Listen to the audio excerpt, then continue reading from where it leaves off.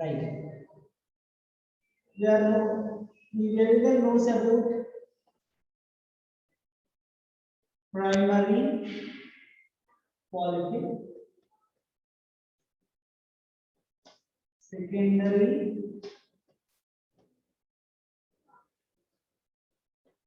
follicle,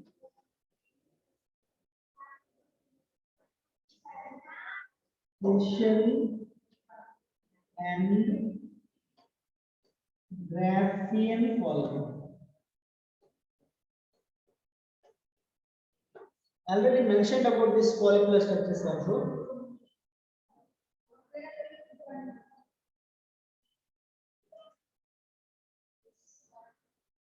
Okay, ma'am. Okay.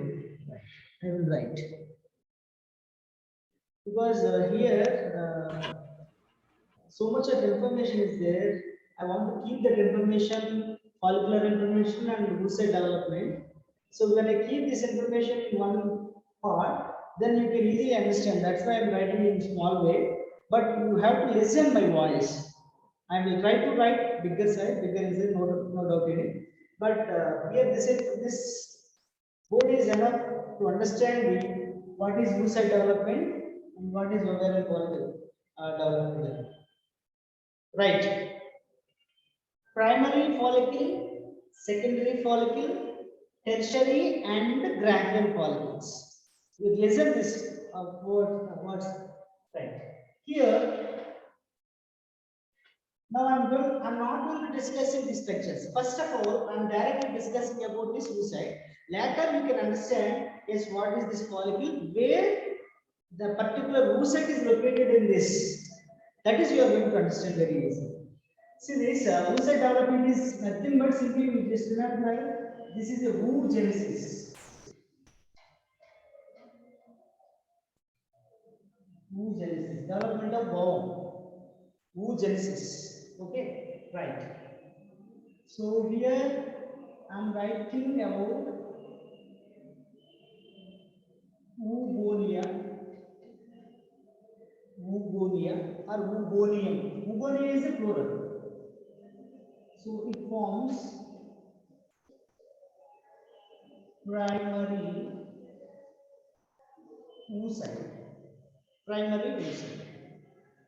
And this primary oocyte gives two unequal cells. One is very small or dotted like cell. Another one is larger cell. This is the larger cell. This is the primary oocyte, and this produces two unequal cells. One is small and dotted like cell, another one is larger. This one is called as a first polar body. Remember, first polar body. This is termed as secondary oocyte. Secondary oocyte.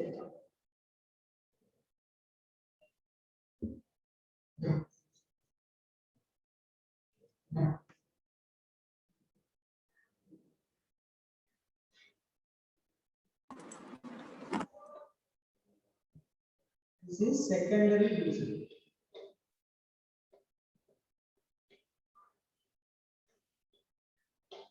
Secondary oocyte.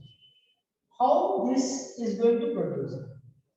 So this primary oocyte involving in first meiotic division. First meiotic division, and this primary oocyte forms two daughter cells. Again, meiosis is not actual meiosis included in first and second meiotic divisions. So in this, the primary oocyte involving in first meiotic division it forms one polar body, and this is known as the first polar body.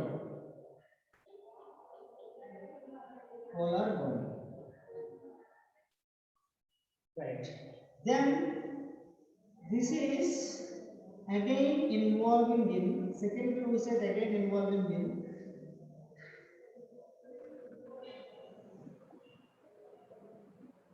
second meiotic division. This is involving in second meiotic division. Second meiotic division, and it forms again two unequal sets. This is All of you switch on your camera. polar body derivated from the second oocyte. That's why this is secondary polar body line. Then Sajina Nazreen, switch on your polar camera. body involving in cell division, and it forms two more polar bodies. So these two daughter polar bodies derivated from the first polar body. The second polar body derivated from the secondary oocyte. Keep it in your mind. Next. So in first meiotic division, tell me what are the phases you noticed in that? In first meiosis one, what are the phases? Phase 1, metaphase 1. Subphase and prophase. The phases or What are subphases? the phases of first meiosis, sir? Prophase 1, metaphase 1, anaphase 1, telophase 1. Prophase 1, metaphase 1, anaphase 1, telophase 1. Am I right? These are the four phases. Okay, I am writing here these four phases.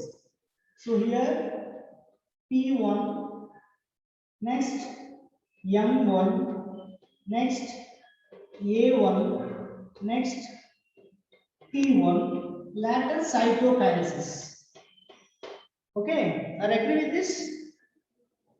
So in meiotic division 1, prophase 1, metaphase 1, anaphase 1, telophase 1, cytokinesis.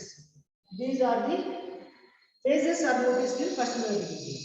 But suppose if the secondary oocyte involving into the second meiotic division, then what are the subphases or what are the phases are noticed in this? Again here Prophase 2, metaphase 2, anaphase 2, telophase 2. M2, A2, T2, that is cytokinesis. Okay, in second meiotic divisions, see this: prophase 2, metaphase 2, anaphase 2, telophase 2, cytokinesis. After completion of this one, these structures are developed. So this is termed as a ovum. This is ovum. This is the second polar body, we believe, and these two polar bodies, daughter polar bodies, derived from the first polar body, like this. Right. Here, the important point and confusing topic is this one: prophase. Listen, look at the board, all of you. Don't write anything. All of you look at the board. See this prophase.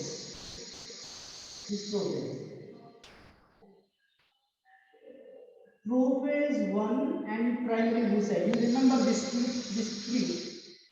two sections. These two. A female child born with primary oocyte, and that primary oocyte already enters into first meiotic division, and that first meiotic division it is finished with prophase 1 only, not any other stages of first meiotic division. Keep it in your mind. So this primary oocyte it just enters into first meiotic division and finishes with this prophase 1 of first meiotic division. That's it. So a child born with this phase of first meiotic division. Are you clear about this, Ram? Okay, na? Mira, where are you? Meghana, Shraddha is there? Shraddha, switch on your camera. Or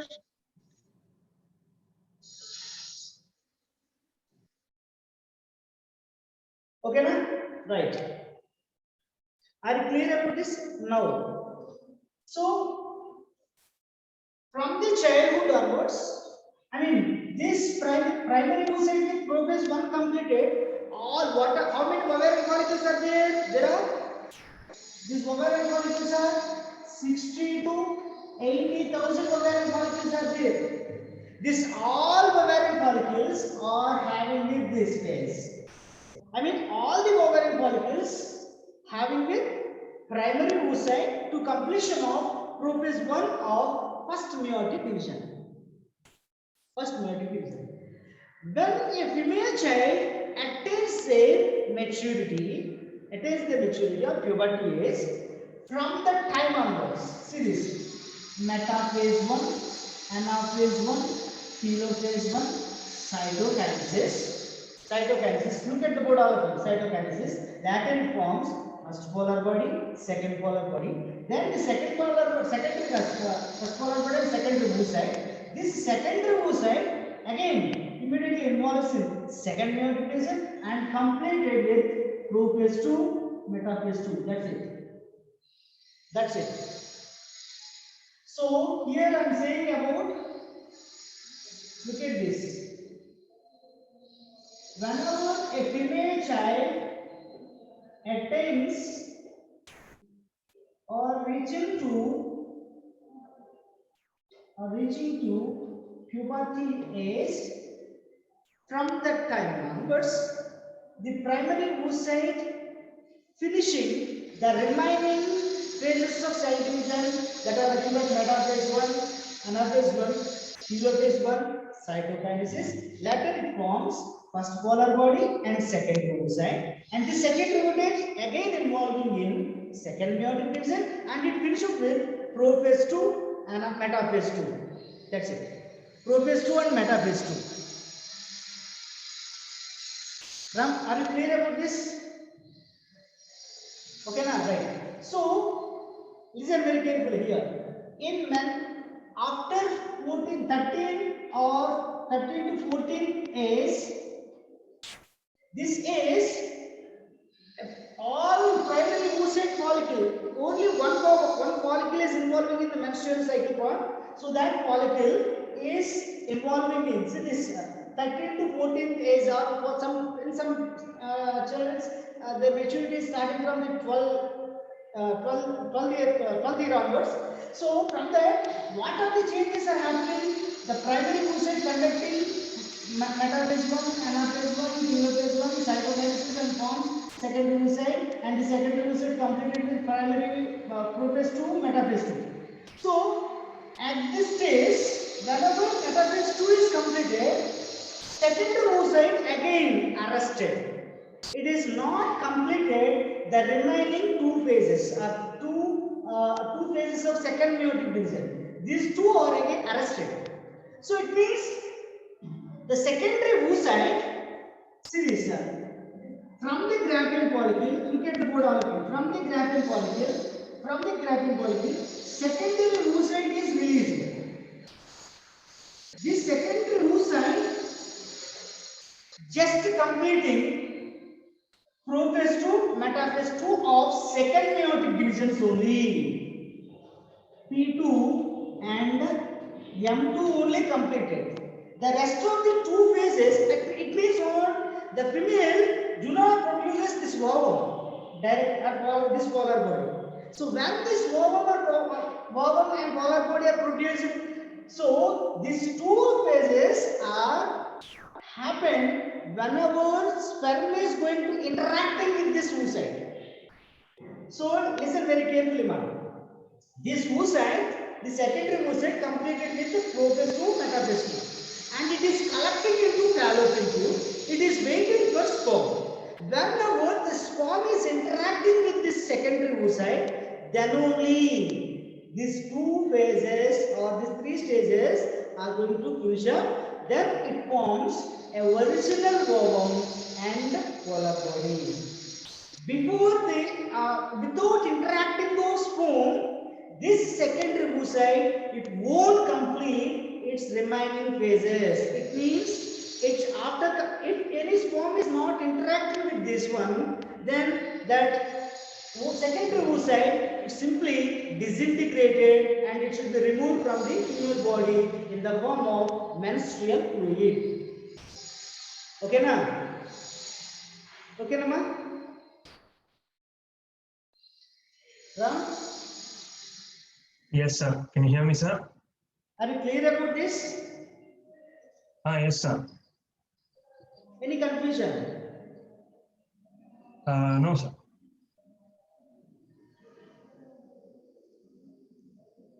Your voice is not audible, no? Sir, can you hear me? Please you text right. So this is about ovarian follicle. Right here, this secondary oocyte is noticed in secondary follicle, is noticed in tertiary follicle, is noticed in graphene follicle. So whenever the secondary follicle, tertiary follicles and tertiary to graphene follicles are developed, during the time the remaining phases of primary oocyte and the two phases of secondary oocyte are going to finish up. Okay, are going to finish during the time of development of the ovarian follicles. So here, the only thing is, remember one thing, the primary oocyte with prophase 1 already noticed in newborn child by both they having with this phase. But this metaphase 1, anaphase 1, telophase 1 cytokinesis do not occur, and the secondary oocyte is also not occurred by both. So after birth, when the female child attains their maturity, from that time on, from the age of puberty onwards, this primary oocyte remaining phases like metaphase 1, anaphase 1, telophase 1, cytokinesis, and it forms secondary oocyte and polar body, and again it involves in primary prophase 2 and metaphase 2. And after that cell division is going to arrested. So the female releases every menstrual cycle 14th day. The female releases this secondary oocyte to complete it with metaphase 2. That's it.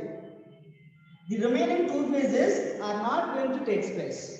So when these two phases are completed, whenever the sperm is interacting in the secondary oocyte, then only the anaphase 2 and telophase 2 and cytokinesis are happened. Real ovum is produced. So that's why this is an incompleted ovum or incompletely divided secondary. I mean, cell division is not perfectly noticed in this. So if sperm is not interacting with this secondary oocyte, it is simply involving in the disintegration part, and it is comes out along with the menstrual fluid during the time of menstrual cycle. That is the information that is related to ovarian follicle with oocyte development. So primary follicle usually 60 to 80,000 cells, and all cells are having a primary oocyte. This primary oocyte involving in first meiotic division and that completed with first meiotic division. So every child by both they have it with primary oocyte to complete it with the prophase 1 itself. From there, whenever the female child attains their maturity, from that time onwards, the remaining phases of first meiotic division, metaphase 1, anaphase 1, telophase 1, these phases are completed, and next they forms first polar body and secondary oocyte. This secondary oocyte is also involving in second meiotic division and completed with prophase 2 and metaphase 2. This secondary oocyte completed with prophase 2 and metaphase 2 structure is released from the ovary, and it is collected into the fallopian tube. Then only it is waiting for the sperm. When the sperm is interacting with this secondary oocyte, the remaining phases are completed and these two structures are developed. Without interacting of sperm, these two phases are not noticed. Very important point this is. So very important point. These two structures. So these two phases are happened only after interaction of sperm only. Otherwise, this secondary oocyte do not complete its respective phases of anaphase 2 and metaphase 2. Okay, this is about ovarian follicle. Right here, one more point. Sorry, primary follicle with primary oocyte, secondary follicle, tertiary follicle, graphene follicle. All these follicles are having a secondary oocyte with completion of prophase 2 and metaphase 2. So this is the secondary oocyte, prophase 2, metaphase 2. This structure is noticed in secondary follicle, tertiary follicle, graphene follicle. So sometimes they are asking the question: the secondary oocyte completed with what phases in it? So secondary oocyte completed with arrested at what phases they are asking? So arrested at metaphase 2.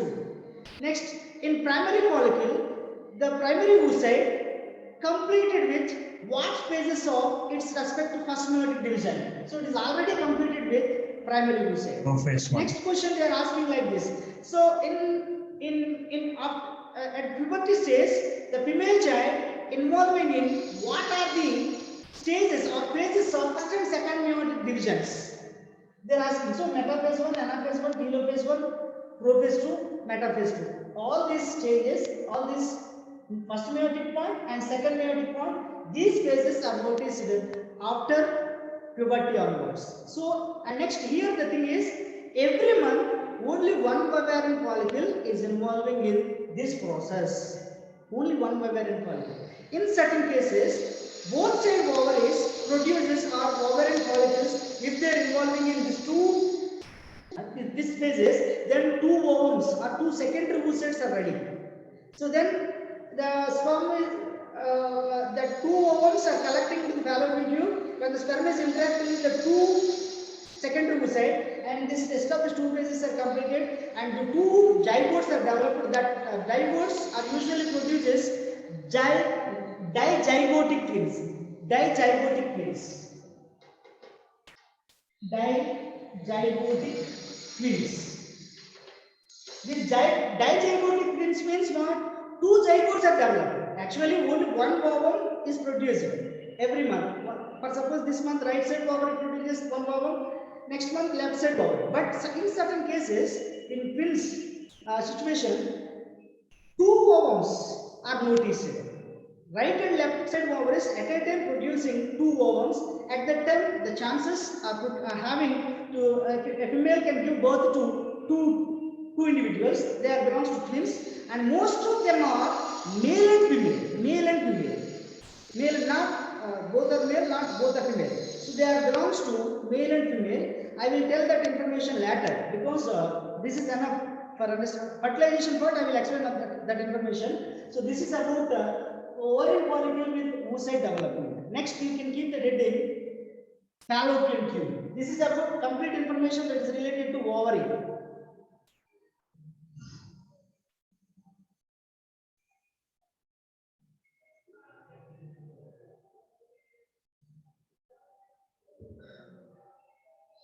So fallopian tube, next structure is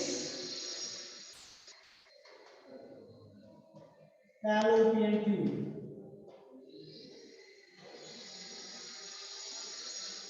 Fallopian tubes attaches to abdominal wall with a double layered peritoneum known as mesosalpinx. The name is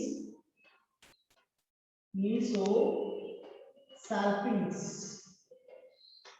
Mesosalpinx is a double layered peritoneum. With the help of this mesosalpinx, fallopian tubes or oviducts are attached to the abdominal wall. Next, this fallopian tube broadly consisting three major regions. One is isthmus, second one is ampulla, third one is infundibulum.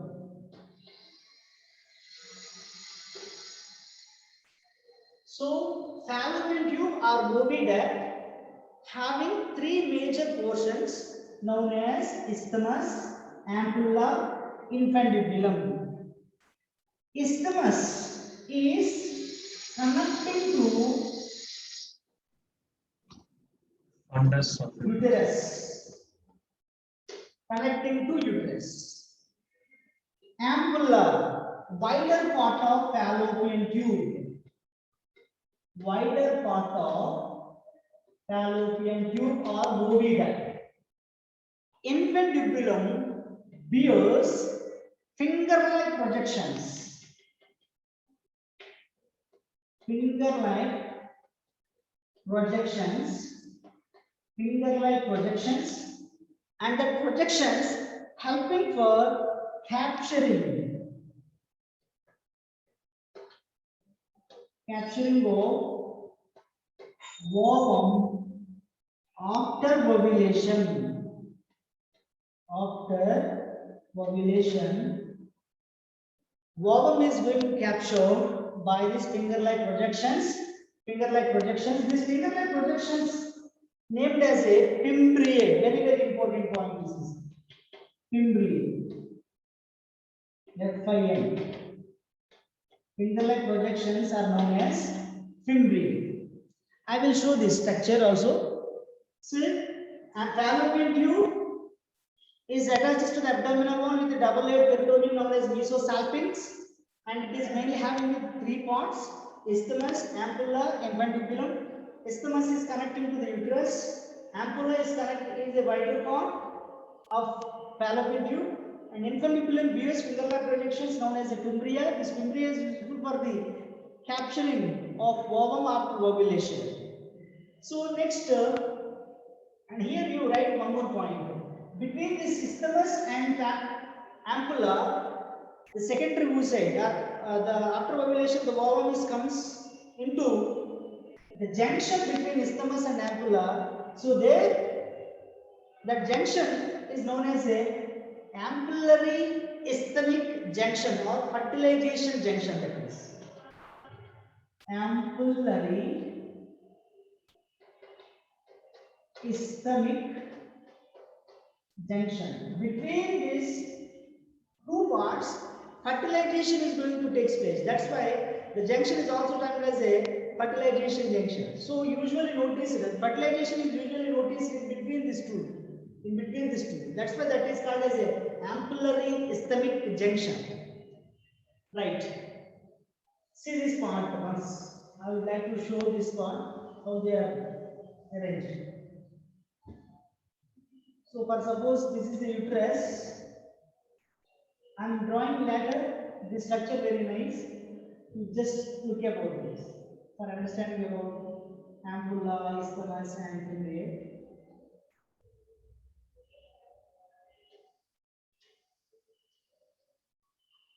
These finger-like projections are termed as fimbriae. Here ovaries are located. I will draw the diagram after completion of this descriptive part. I will draw the diagram. These are the fimbriae. This fimbriae belongs to infundiculum. Infundiculum. This is the wider part of fallopian tube. This is called as a ampulla, and this is the narrow part is called as the isthmus. Isthmus. So between this, a junction is noticed. This is known as the ampullary isthmic junction. There, the fertilization is going to take place. Okay. I understand this. Right. Next, I am going to be discussing about uterus. Uterus. Uterus. So ovary is completed, fallopian tube completed. Next, we are studying about uterus. Uterus is attached to the abdominal wall with a double-layered peritoneum known as mesometrium. So uterus attaches to abdominal wall with a double-layered peritoneum known as mesometrium. It is a bag-like structure. Right. This uterus having three more parts in it. They are outer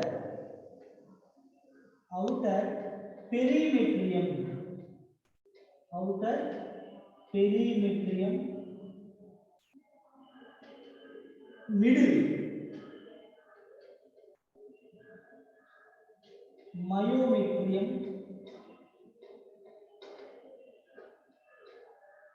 inner endometrium. Here, very important points are there. Listen very carefully. So this is inner one. Endometrium is inner one. Outer is perimetrium, middle is myometrium, endometrium is inner. Inner is endometrium. So this is mesometrium. This is different. This is a double-layered peritoneum. So with the help of this mesometrium, the uterus is attached to the abdomen. Right. This is the outermost part of uterus. It is helpful for the protecting the uterus during the time of pregnancy. Middle part is usually composed with the unstriated muscles or smooth muscles. Smooth muscles are noticed in the part of myometrium. So this myometrium causes strong uterine muscular contractions during the time of delivery or parturition. So during the time of baby delivery, so how that contractions or how that pains are coming into female, I will discuss in the part of after fertilization, baby delivery. Parturition is the topic is there in reproductive system. At that time, I will discuss that part.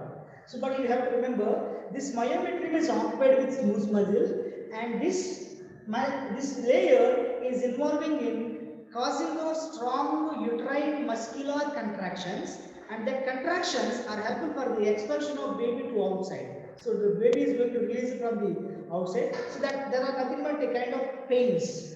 A strong pains are noticed by this myometrium, and this is the significant part. And that pains also majorly caused by the oxytocin, and a kind of reflections are noticed in this.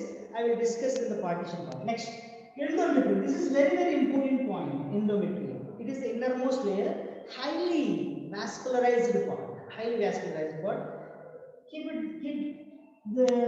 Just keep it here node. Keep the node. Every month, this endometrium is removed from the female body. So that's why during the time of menstrual cycle, a female getting a very severe abdominal pain. Why? Because so this endometrium is removed from the body. So again it is redeveloped. So removed and redeveloped, crashed and redeveloped. So how it is going to develop, I will explain. I will explain during the time of fertilization and all. So first you have to remember, endometrium every month is removed from the body. So here it just mentioned menstrual layer. So this is the only layer removed from the body or from the uterus every month. Menstrual layer, that's what is called as menstrual layer. Every month it should be removed from the body, every month. And it is again redeveloped.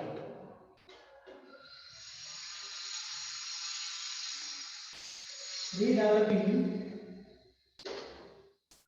When it is going to develop all that information, I will discuss. So that is the information that is related to uterus. So uterus is composed with three layers: outer perimetrium, middle myometrium, inner endometrium. So myometrium is occupied with smooth muscles. It causes strong uterine muscular contraction during the time of parturition or the delivery time. And endometrium is the innermost layer and highly vascularized part.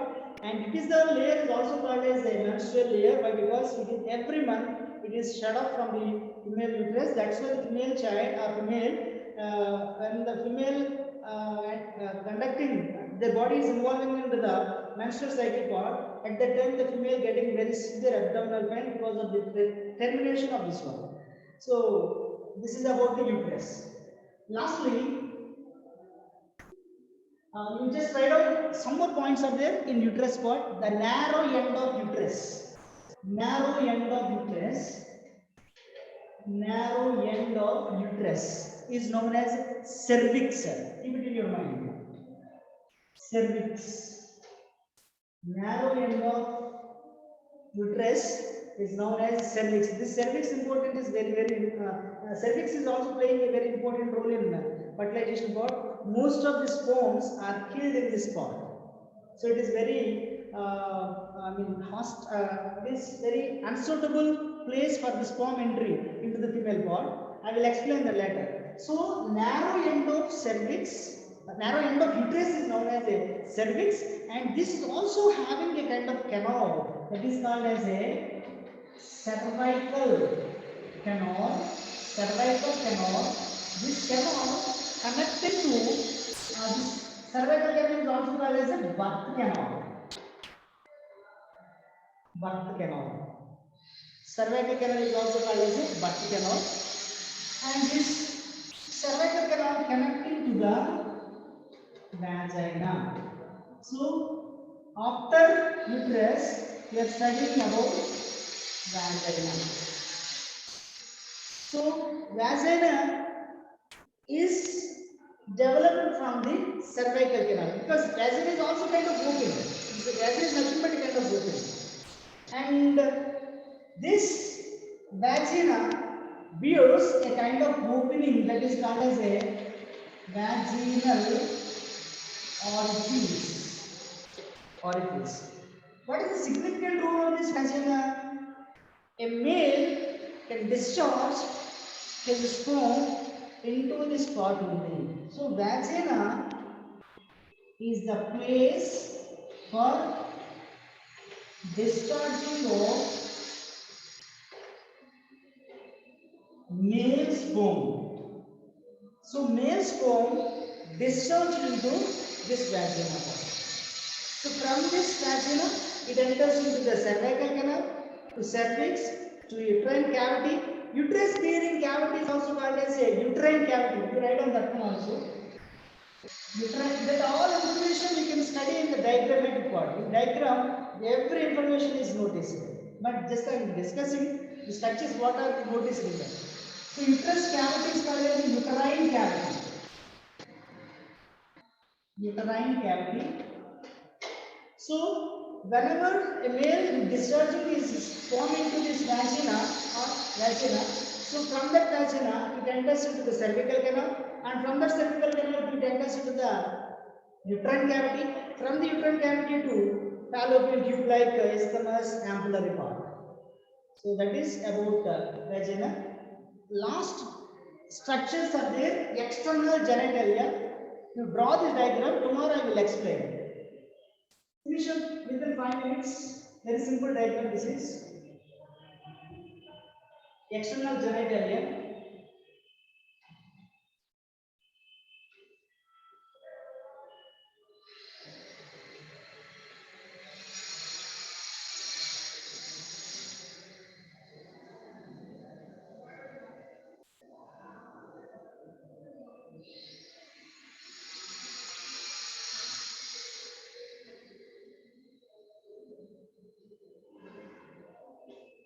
So this is the female external genitalia part.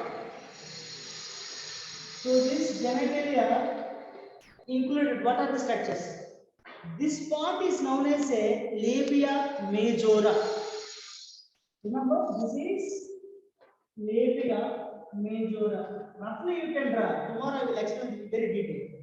I mean, why I am going to draw this, where the urethra and where the vaginal arteries are noticed. That is I am going to explain to you.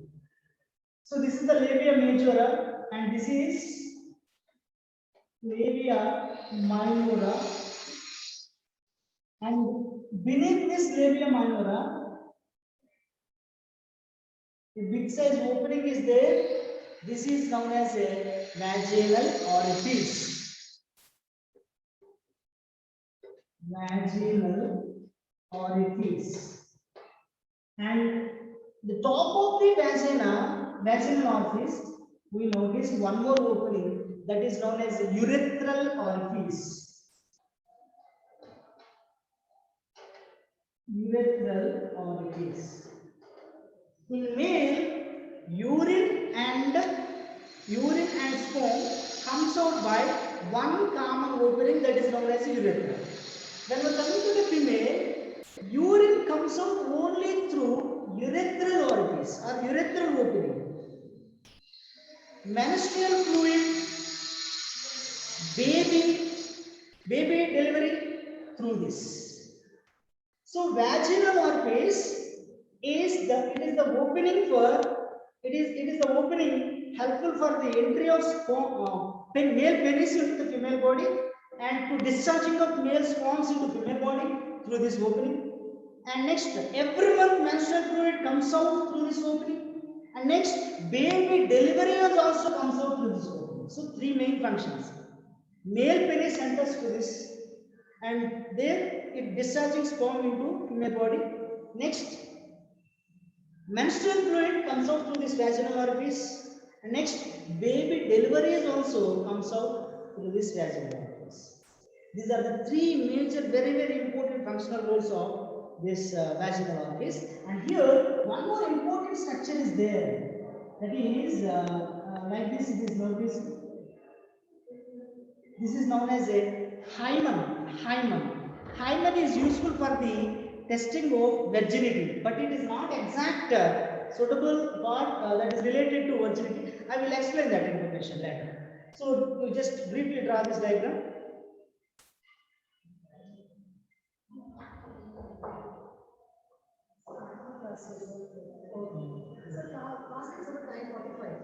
Okay, ma'am. Thank you. Okay, ma'am. Tomorrow I will discuss this. Okay. Be nice.